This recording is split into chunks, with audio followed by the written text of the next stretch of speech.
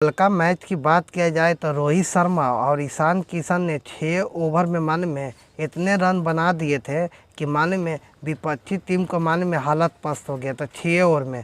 चलिए बताते हैं। रोहित शर्मा कल 49 रन मारे थे। ईशान किशन की बात किया जाए तो 42 रन। सूर्या कुमार यादव के पहला ही मैच था, सिर्फ 0 रन मार पाए। और उसके बाद हार्दिक पांड्या ने आते ही में इतना बेहतरीन पारी खेले नहीं कि मत पूछे, 39 रन।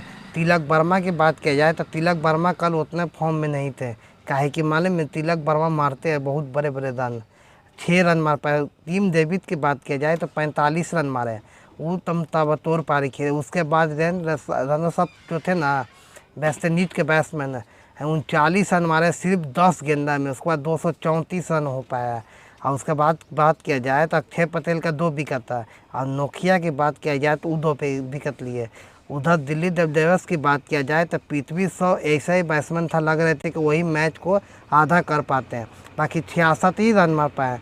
और उसके बाद डेविड वार्नर की बात किया जाए तो सिर्फ 10 रन। अभिषेक पुरल जो थे 41 रन मारे। टीम ब्रासबेट जो थे ना 71 रन मारे। ऋषभ पंत की बात किया जाए तो 1 रन मारे। उसके बाद मालूम है लग रहा था कि किसी पास जाने नहीं है, इसी की वजह से मालूम 205 ही रन बन पाए।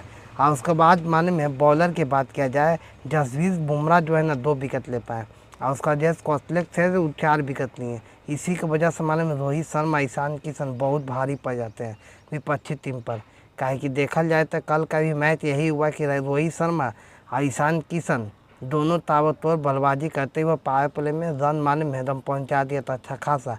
इसी की वजह से मालूम है रोहित शर्मा माने जाते हैं बहुत बड़े पीर के। और वही वन खेले मैच दमदाल पत्ती के बॉल पर, वहाँ पे तो जानते हैं कि बाउंस कितना होता है बॉल। और रोहित शर्मा का बाउंस बहुत ज़्यादा पसंद है।